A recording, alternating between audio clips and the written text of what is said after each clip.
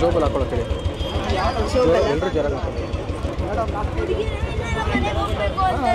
ಯಾರಾದ್ರೂ ಜೋಬಲ್ ಹಾಕೊಳ್ಳಿ, ದೊಡ್ಡದಾಗಿ ಮಾತಾಡಿ.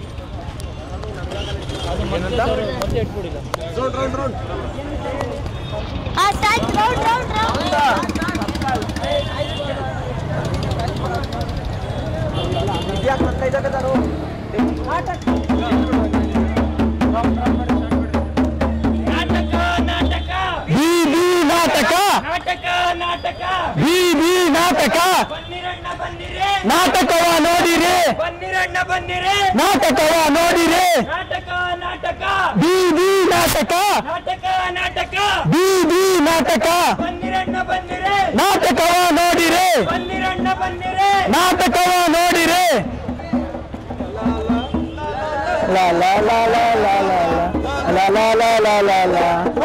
ಶರಣು ಹೇರಿ ಸ್ವಾಮಿ ನಾವು ನಿಮಗ, ಸ್ವಾಮಿ ನಾವು ನಿಮಗ ಸದ್ದು ಗದ್ದಲ, ಸದ್ದು ಗದ್ದಲ ಮಾಡಬೇಡ್ರಿ ಆಟದೊಳಗ, ಸದ್ದು ಗದ್ದಲ ಮಾಡಬೇಡ್ರಿ ಆಟದೊಳಗ. ಭೂಷ್ಣೂರು ಮಠದಯ್ಯ ಸಾವಳಗಿ ಶಿವಲಿಂಗ, ಭೂಷ್ಣೂರು ಮಠದಯ್ಯ ಸಾವಳಗಿ ಶಿವಲಿಂಗ, ಇರ್ಲಪ್ಪ ನಿಮ್ಮ ದಯ ನಮ್ಮ ಮ್ಯಾಗ, ಇರ್ಲಪ್ಪ ನಿಮ್ಮ ದಯ ನಮ್ಮ ಮ್ಯಾಗ. ಶರಣು ಹೇಳಿ ಸ್ವಾಮಿ ನಾವು ನಿಮಗ, ಸ್ವಾಮಿ ನಾವು ನಿಮಗ ಸದ್ದು ಗದ್ದಲ, ಸದ್ದು ಗದ್ದಲ ಮಾಡಬೇಡ್ರಿ ಆಟದೊಳಗ, ಸದ್ದು ಗದ್ದಲ ಮಾಡಬೇಡ್ರಿ ಆಟದೊಳಗ. ಕೂತಿರೋ ಗಂಡು ಹೆಣ್ಣು ಬರ್ತಿ ಸಭಾ ಇರ್ಲಿ, ಕೂತಿರೋ ಗಂಡು ಹೆಣ್ಣು ಬರ್ತಿ ಸಭಾ ಇರ್ಲಿ, ಇರ್ಲಪ್ಪ ನಿಮ್ಮ ದಯ ನಮ್ಮ ಮ್ಯಾಗ, ಇರ್ಲಪ್ಪ ನಿಮ್ಮ ದಯ ನಮ್ಮ ಮ್ಯಾಗ.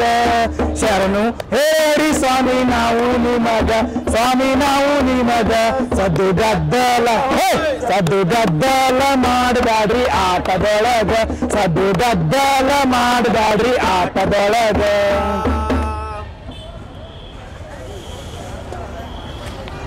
ನಿಮ್ಮೆಲ್ರಿಗೂ ನಮಸ್ಕಾರ. ನಾವು ಈ ಅಕಾಡೆಮಿಯ 12ನೇ ಆವೃತ್ತಿಯ ನಟನಾ ವಿದ್ಯಾರ್ಥಿಗಳು. ಇಂದು ನಾವು ನಿಮ್ಮ ಮುಂದೆ ಡೆಂಗ್ಯೂ ರೋಗದ ಬಗ್ಗೆ ಬೀದಿ ನಾಟಕವನ್ನು ಮಾಡುತ್ತಿದ್ದೇವೆ. ದಯಮಾಡಿ ತಾವೆಲ್ಲರೂ ವೀಕ್ಷಣೆ ಮಾಡಿ ಜಾಗೃತಿ ಪಡೆದುಕೊಳ್ಳಿ.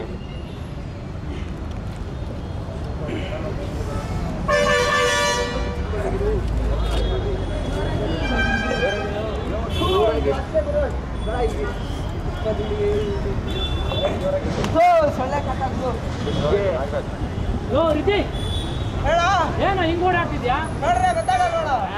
ಇಲ್ಲೆಲ್ಲ ಮಾಡತ್ತಾನೆ ಎಲ್ಲ ಹಾಳು ಮಾಡಿಕ್ಬಿಟ್ಟಿದಾರಣ, ಕೆರೆ ದಡನೆಲ್ಲ ಕಬ್ಬಿಡಿಸ್ಬಿಟ್ಟಿದಾರಣ. ಈ ತರ ಮಾಡಿದ್ರೆ ಹೆಂಗಣ ಡೆಂಗ್ಯೂ ಮಲೇರಿಯಾ ಬರಲ್ವಣ? ಹಾ ಬರುತ್ತೆ ಬರುತ್ತೆ, ನಿಮ್ಗಂತೂ ಖಂಡಿತ ಬರುತ್ತೆ. ಯಾಕಣ ಈ ತರ ಬಯಲೇ ಶೌಚಾಲಯ ಮಾಡ್ಕೊಂಡ್ರೆ ಇನ್ನೇನಾಗುತ್ತೆ? ಸರಿ ಆಯ್ತು ಬಿಡೋಣ.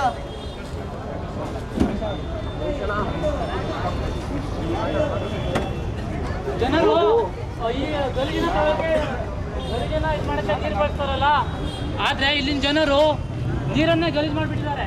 ಓ ಅಣ್ಣ, ಏನು ನಾಟಕ ಮಾಡ್ಕೊಂಡು ಹೇಳಿದ್ರಿ? ಹಾಡು ಬೇರೆ ಹಾಡಿದ್ರು, ಏನು ಸುಮ್ಮನೆ ನಿಂತ್ಬಿಟ್ಟಿದ್ರಲ್ಲ? ಅಣ್ಣ, ನಾವು ನಾಟಕ ನೋಡಿ ಮನೋರಂಜನೆ ಪಡ್ಕೋಬೇಕು ಅನ್ಕೊಂಡ್ರೆ ನೀವು ನಾಟಕ ಶುರು ಮಾಡಿದ್ರಲ್ಲ, ನಾಟಕ ಶುರು ಮಾಡ್ತೀರಾ? ನೋಡಪ್ಪ, ಇದು ಮನೋರಂಜನೆಗೋಸ್ಕರ ಮಾಡ್ತಿರೋ ನಾಟಕ ಅಲ್ಲ, ಡೆಂಗ್ಯೂ ರೋಗದ ಬಗ್ಗೆ ಜಾಗೃತಿ ಮೂಡಿಸೋ ನಾಟಕ. ನಾಟಕ ನೋಡಿ ಜಾಗೃತರಾಗಿ. ಡೆಂಗ್ಯೂನ ಹಂಗಂದ್ರೆ ಏನಣ್ಣ? ನೋಡಪ್ಪ, ಅದು ಒಂದು ಸೊಳ್ಳೆಯಿಂದ ಬರೋ ಕಾಯಿಲೆ. ಸೊಳ್ಳೆದು ಈ ಸಣ್ಣ ಸೊಳ್ಳೆ ಏನ್ ಮಾಡತ್ತಣ್ಣ? ನೋಡಪ್ಪ, ಅದು ಈಗ ಬರೀ ಸೊಳ್ಳೆ ಆಗುದಿಲ್ಲ, ಅದು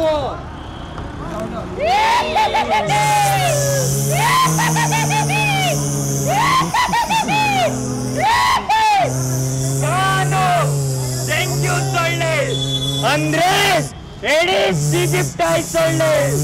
ನನ್ನ ನೀವು ನಿರ್ಮೂಲನೆ ಮಾಡಲಿಲ್ಲ ಅಂದ್ರೆ ನಿಮ್ಮನ್ನ, ನಿಮ್ಮ ಮಕ್ಕಳನ್ನ, ನಿಮ್ಮೆಲ್ಲರನ್ನ ಕಚ್ಚಿ ಕಚ್ಚಿ ನನ್ನ ತೆಕ್ಕೆ ತಗೊಳ್ತೀನಿ. ನಿಮ್ಮನ್ನೆಲ್ಲ ಸಾವಿನ ಮನೆಗೆ ತೋರ್ತೀನಿ.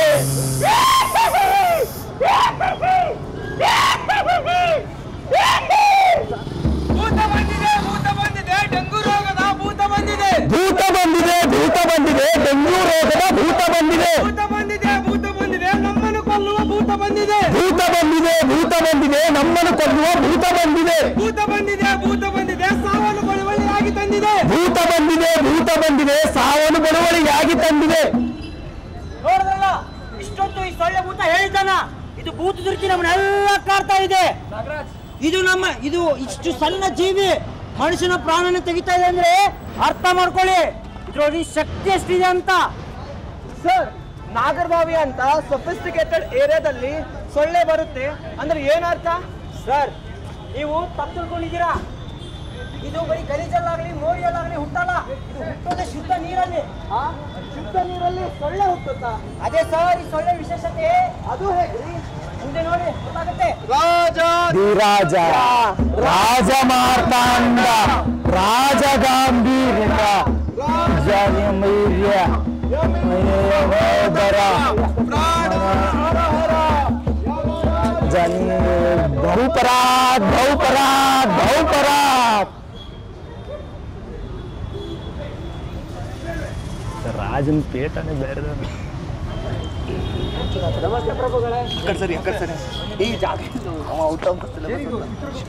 ಸಭೆಯೆಲ್ಲ ಖಾಲಿ ಖಾಲಿ ಉಳಿಯುತ್ತಿದೆ, ಜನಗಳ್ಯಾರು ಬಂದಿಲ್ವಾ? ಏನ್ ಬಂದ್ಬಿಡ್ತಾರೆ ಮಹಾರಾಜ್ರೆ? ಟ್ರಾಫಿಕ್ ಜಾಮ್ ಅಲ್ವಾ? ಹೌದು, ಇಷ್ಟು ಅರ್ಜೆಂಟ್ ಆಗಿ ಮೀಟಿಂಗ್ ಕರೆದಿದ್ಯಾಕೆ?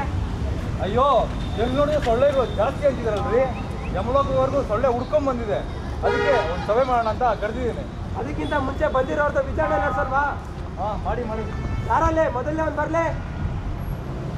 ಕುಡಿಯೋಕೆ ನನ್ನ ವೀಕ್ನೆಸ್, ಕುಡಿದು ಮೋರಲ್ ಪೇನ್, ಒದ್ದಾಡೋದೆ ನನ್ನ ಬಿಸಿನೆಸ್. ಯಾರೋ ಇವನು ಇಷ್ಟೊಂದು ಕುಡ್ದಿದ್ದಾನೆ? ಅವನ ಹೆಸರು ಬಾಟ್ಲೆ ಬೋರಣ್ಣ ಅಂತ ಮಹಾರಾಜ್ರೆ. ಅವನು ನಿಂತಿರೋ ಗಾಡಿ ಕುತ್ಕೊಂಡು ಸಾಯೋದಲ್ಲದೆ ಅವನ ಮಗನು ಕೈಯಾರೆ ಬಂದ್ಬಿಟ್ಟಿದ್ದಾನೆ. ಏನೋ ನಿಂತಿರೋ ಲಾರಿಗೆ ಕುತ್ಕೊಂಡು ಸತ್ಬಿಟ್ನಾ? Wrong parking, wrong parking, wrong parking. ಏಯ್, ರಾಂಗ್ ಪಾರ್ಕಿಂಗ್ ನಂಗೆ ಇರ್ಲಿ, ನಿಮ್ಮ ಮಗನ ನೀನೇ ಕೈಯಾರೆ ಕೊಟ್ಟ? ಇಲ್ಲಪ್ಪ, ನನ್ನ ಮಗನ ನಾನು ಕೈಯಾರೆ ಬಂದಿಲ್ಲ, ಇವರೆಲ್ಲ ಸುಳ್ಳು ಹೇಳ್ತವ್ರೆ. ನಿಮ್ಮೆಲ್ಲ ತೋರಿಸಿದ್ದಾನೆ, ಅವನೇನೋ ಮಾಡಿದ ಅಂತಿದ್ದಾನೆ. ಅವ್ನ ಕೈಯಾರೆ ಕೊಟ್ಟಿಲ್ಲ ಮಹಾರಾಜ್ರೆ, ಅವ್ನ ಬೇಜವಾಬ್ದಾರಿ ಕೊಟ್ಟಿದೆ. ಓ, ಹಾಗಾದ್ರೆ ಆ ಬೇಜವಾಬ್ದಾರಿ ಕರ್ಕೊಂಬಂದು ವಿಚಾರಣೆ ಮಾಡಿ. ಏಯ್, ಸುಮ್ಮನೆ ನಿಂತ್ಕೊಳ್ಳೋ. ನಿಲ್ಲಕ್ಕ ನಾನು ನಿಕ್ಕಲ್ಲ, ನನ್ನೊಳಗಿರೋ ಪರಮಾತ್ಮ ದೂರ ಆಡ್ತವನೆ. ಬೇಕಿದ್ರೆ ನೀವೊಂದು ಪೆಗ್ ತಗೊಂಡು ನೋಡಿ. ಸಿಗುತ್ತಾರೆ, ವಾಸನೆ ತಡೆಗಾಗ್ತಿಲ್ಲ. ನಿಮ್ಮ ಕಥೆ ಏನು ಹೇಳ್ರಿ? ಬನ್ನಿ ಮಹಾರಾಜ್ರೆ, ಭೂಲೋಕಕ್ಕೆ ಹೋಗಿ ನೋಡೇ ಬಿಡೋಣ. ನಡೀರಿ. ಈ ಥರ ಹೋಗೋಕ್ಕಾಗಲ್ಲ, ತಡೀರಿ ಮಹಾರಾಜ್ರೆ. ನಿಮ್ದೇನಾಯ್ತು?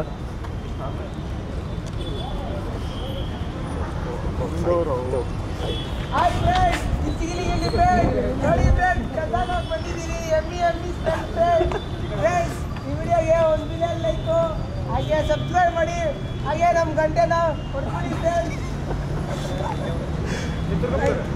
ಅವ್ರೇನು ಮಾಡ್ತಿದ್ದಾರೆ? ಅದೊಂಥರ ತಿರ್ಕೆ ಶಕ್ತಿ ಮಹಾರಾಜ್ರೆ. ಬನ್ನಿ ರೀಲ್ಸ್ ಮಾಡೋಣ. ಬ್ರೋ, ಬೆಂಚಿಗೆ ತಿನ್ಬಿಟ್ಟಿದ್ದಾರೆ, ಕೆಳಗಡೆಯಿಂದ ಹುಡ್ಕೊಂಡವ್ರು ಅದಕ್ಕೆ.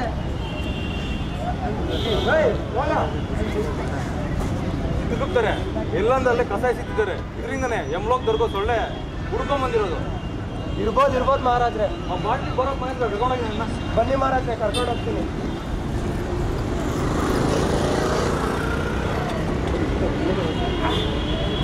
ಎಲ್ಲರೂ ನಮಸ್ಕಾರ. ನಾವಿಬ್ಬರು ಆರೋಗ್ಯ ಇಲಾಖೆಯಿಂದ ಬಂದಿದ್ದೀನಿ. ಡೆಂಗ್ಯೂ ರೋಗದ ಬಗ್ಗೆ ಮಾಹಿತಿ ನೀಡಲು ಬಂದಿದ್ದೀನಿ. ದಯಮಾಡಿ ತಾವೆಲ್ಲರೂ ಈ ಮಾಹಿತಿನ ಸೂಕ್ಷ್ಮವಾಗಿ ಕೇಳಿ. ಅಯ್ಯೋ, ನಾನು ನಿಮಗೆ ಆಗಲೇ ಹೇಳಿದೆ ಅಲ್ಲ, ನಮ್ಮಂತ ಐಕ್ಲಾಸ್ ಏರಿಯಾದಲ್ಲಿ ಬರಲ್ಲ ಅಂತ. ಯಾಕೆ ಹೇಳಲ್ಲ ನೀವು? ನೋಡಿ ಸರ್, ನಮ್ಮ ಐಕ್ಲಾಸ್ ಅಂತ ಏನಿಲ್ಲ, ತೆಗೆದುಕೊಂಡು ಎಲ್ಲರೂ ಬರ್ಬೋದು. ಅದು ಹೇಗೆ? ನೋಡಿ, ಈಗ ನಿಮ್ಮ ಮನೆಯಲ್ಲಿ ಪಾಠ ಆಯ್ತಲ್ಲ, ಅದು ಕೆಳಗಡೆ ಅದರಲ್ಲಿ ಸೇರ್ಪಡೆ ಆಗೋ ನೀರು ಅಲ್ಲೂ ಕೂಡ ಡೆಂಗ್ಯೂ ಮತ್ತೆ ನೀವು ಉಪಯೋಗಿಸೋ ಏಷ್ಯಾ ಕಟ್ಟಲ್ಲಿ ಅಲ್ಲೂ ಕೂಡ ಡೆಂಗ್ಯೂ ಮತ್ತೆ ನಿಮ್ಮ ಮನೆ ಸಾಕು ಮೇಲೆ ಬೇಕಂತ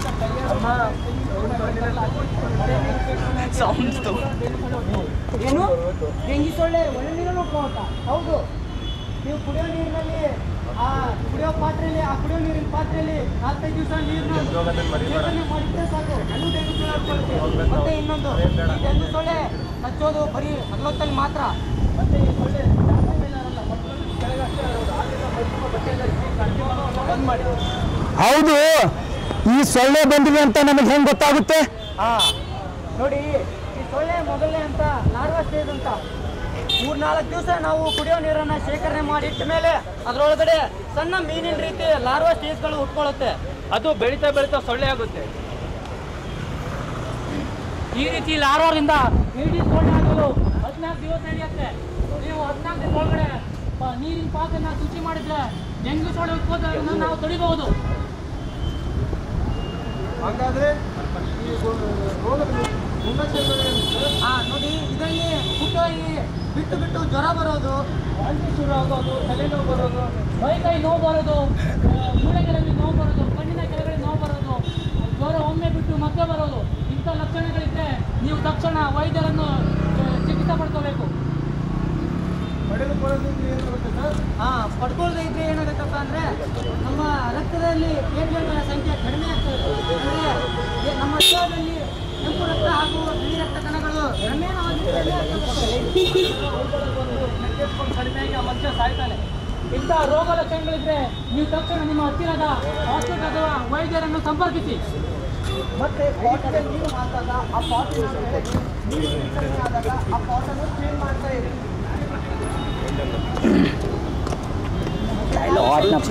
ಪಾಟಿನ ಪ್ಲೇಟ್ ಚೇಂಜ್ ಮಾಡ್ತಾ ಇದ್ದಾರೆ, ಪಾಟ್ ಚೇಂಜ್ ಮಾಡ್ತಾ ಇದ್ದಾರೆ. ರೋಗ ಬರೋದಕ್ಕೆ ಮುಂಚೆ ಜಾಗೃತರಾಗೋಣ. Precaution is better than cure. ಜಾಗೃತರಾಗೋಣ. ಈಗ ಇಂಥದ್ದೇ ರೋಗ ಬಂದಿರೋ ಒಂದು ಮನೆ ದೃಶ್ಯ ನೋಡೋಣ, ಬನ್ನಿ. ಮಹಾರಾಜರೇ, ಇದೇ ನೋಡಿ ಬಾಟ್ಲಿ ಬೋರಣ್ಣ ಅವ್ರ ಮನೆ.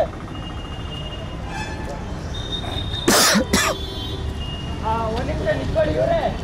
ನೋ ಇವರೇ you respect and take your respect. ಸರಿ, ಓಕೆ. ನಿಮ್ಮ ಹೆಸರೇನು? ಬೋರಣ್ಣ. ನೋಡಿ ಬೋರಣ್ಣ ಅವರೇ, ನೋ ಮಿಸ್ಟರ್ ಬಾಟ್ಲಿ ಬೋರಣ್ಣ. ಮಿಸ್ಟರ್ ಬಾಟ್ಲಿ ಬೋರಣ್ಣ ಅವರೇ, ಮನೇಲಿ ಯಾರು ಇದ್ದಾರಾ? ಯಾಕೆ ನಾನು ನಿನಗೆ ಕಣ್ಣಿಗೆ ಕಾಣಿಸ್ತಾ ಇಲ್ವಾ ಮನುಷ್ಯನ ಥರ? ಅಲ್ಲ ರೀ, ನಾವು ಆರೋಗ್ಯ ಇಲಾಖೆಯಿಂದ ಬಂದಿರೋದು. ಮನೇಲಿ ಯಾರು ಇದ್ದರೆ ಸ್ವಲ್ಪ ಕರೀರಿ, ಮಾಹಿತಿ ಕೊಡಬೇಕು. ಯಾವ ಇಲಾಖೆಯಿಂದ ಆದರೂ ಬನ್ನಿರಿ, ನಮ್ಮ ಮನೆಗೆ ನಾನೇ ಸ್ಪಾನ್ಸರ್, ನಾನೇ ಆ್ಯಕ್ಟರ್, ನಾನೇ ಸೂಪರ್ ಸ್ಟಾರ್. ನೋಡಿ ಸೂಪರ್ ಸ್ಟಾರ್ ಬೋರಣ್ಣ ಅವರೇ, ಮನೇಲಿ ಯಾರು ಇದ್ದರೆ ಸ್ವಲ್ಪ ಕರೀರಿ. ನೋಡಿ ಕರೆಯಲ್ಲ ಅಂತ ಹೇಳಿದ್ರಿ. ಕರಿಯಲ್ಲ ಕರಿಬೇಕಂದ್ರೆ ಅಜ್ಜು ಇಲ್ಲಿ ಬಂದ್ಬಿಡು, ಈ ಕಡೆ ಮನುಷ್ಯಕ್ಕೆ ಇಲ್ಲಿ ಬಂದ್ಬಿಡು, ಅವ್ರು ಕ್ರಾಸ್ ಮಾಡಿ.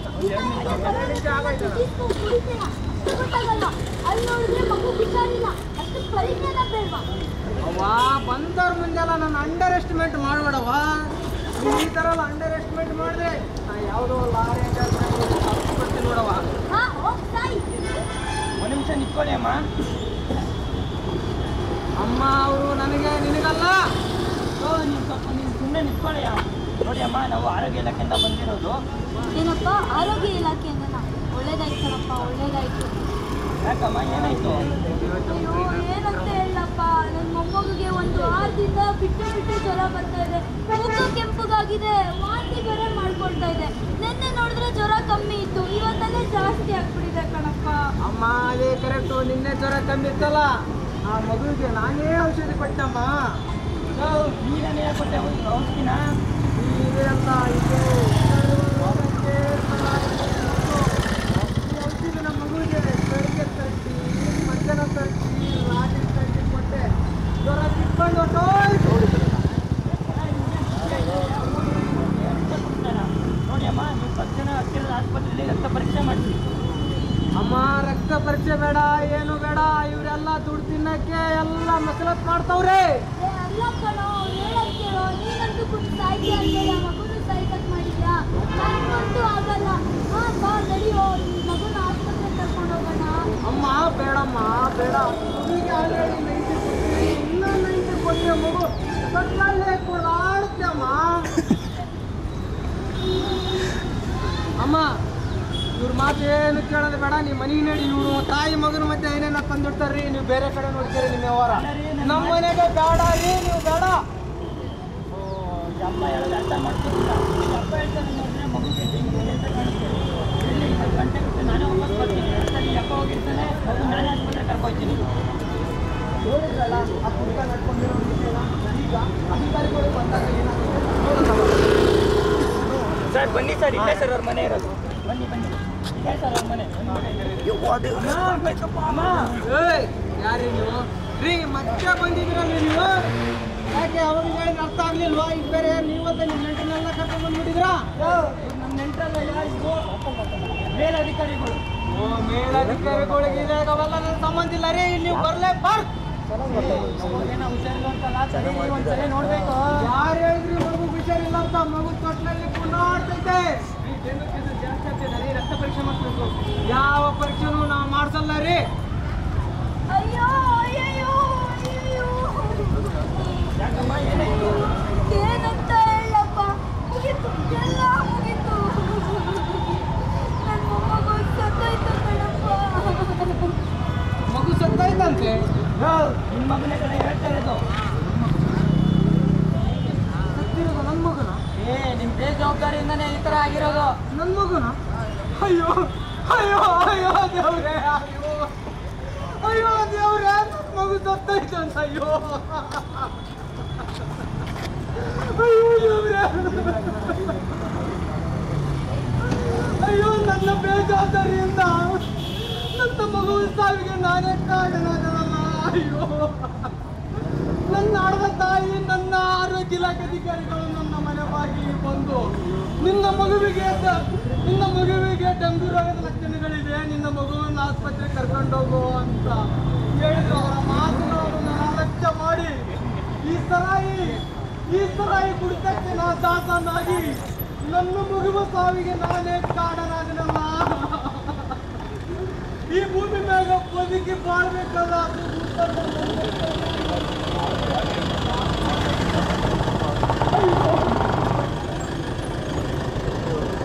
ಅಯ್ಯೋ ಅಣ್ಣಂದ್ರೆ ನಿಮ್ಮೆಲ್ಲರಿಗೂ ಕೈ ಮುಗಿದು ಕೇಳ್ತೀನಿ. ನಿಮ್ಮೆಲ್ಲರಿಗೂ ನಾನು ಕೈ ಮುಗಿದು ಕೇಳ್ತೀನಿ. ನಿಮ್ಮ ಮನೆಯಲ್ಲಿ ಮಗುವಿಗೆ ಏನಾದರೂ ಜ್ವರ ಬಂದರೆ ದಯವಿಟ್ಟು ಯಾವುದೇ ಮಂತ್ರ ತಣ್ಣೀರು ಬಟ್ಟೆ ಹಾಕೋದು ಇಂಥ ಮೂಢನಂಬಿಕೆಗಳಿಗೆ ಮಾರು ಹೋಗದೆ ಆ ಮಗುವನ್ನು ಹತ್ತಿರದ ಪ್ರಾಥಮಿಕ ಆಸ್ಪತ್ರೆಗೆ ಕರೆದುಕೊಂಡು ಹೋಗಿ ವೈದ್ಯರು ಸಲಹೆ ಮಾಡಿದರೆ ರಕ್ತ ಪರೀಕ್ಷೆ ಮಾಡಿಸಿ ನಿಮ್ಮ ಮಗುವನ್ನು ನಿಮ್ಮ ಕುಟುಂಬವನ್ನು ಬಂದಂಥ ದುರ್ಗತಿ ನೀವು ಯಾರಿಗೂ ಬರೋದು ಬೇಡ. ಅಯ್ಯೋ ರಾಜು, ಅಯ್ಯೋ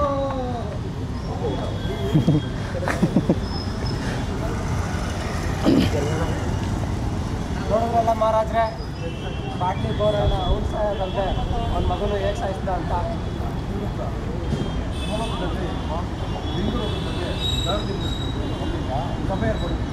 ಸರಿ ಮಹಾರಾಜ್, ಹಿಡೀರಿ. ನೋಡಿದ್ರಲ್ಲ, ದಯವಿಟ್ಟು ಡೆಂಗ್ಯೂ ರೋಗನ ನಿರ್ಲಕ್ಷ್ಯ ಮಾಡಬೇಕು. ಡೆಂಗ್ಯೂ ರೋಗ ನೋಡಕ್ಕೆ ಸಣ್ಣದಾಗಿ ಕಾಣ್ಬೋದು, ಆದ್ರೆ ಅದು ಪರಿಣಾಮ ಬಹಳ ದೊಡ್ಡದು. ನೀವೆಲ್ಲರೂ ಇದ್ರ ಬಗ್ಗೆ ಜಾಗೃತರಾಗಬೇಕು. ನಾ ಬಂದಿರೆಂದು ಕೇಳಬಹುದು ನೀವು, ಎಲ್ಲಿಂದ ಬಂದಿರೆಂದು ಕೇಳಬಹುದು ನೀವು. ಜನರ ನಡುವೆ ನಿಂದ ಎಂದು ಹೇಳುತ್ತೇವೆ ನಾವು, ಜನರ ನಡುವೆ ನಿಂದ ಎಂದು ಹೇಳುತ್ತೇವೆ ನಾವು. ಮತ್ತೆ ನಾ ಎಲ್ಲಿಗೆಂದು ಕೇಳಬಹುದು ನೀವು. ಮತ್ತೆ ಪಯಣ ಎಲ್ಲಿಗೆಂದು ಕೇಳಬಹುದು ನೀವು. ತಿರುಗಿ ಜನರ ನಡುವೆ ಸಾಗುತ್ತೇವೆ ನಾವು, ತಿರುಗಿ ಮತ್ತೆ ಜನರ ಕಡೆಗೆ ಸಾಗುತ್ತೇವೆ ನಾವು. ಎಲ್ಲಿಂದ ಬಂದಿರೆಂದು ಕೇಳಬಹುದು ನೀವು, ನಡುವೆ ನಿಂದ ಎಂದು ಹೇಳುತ್ತೇವೆ ನಾವು.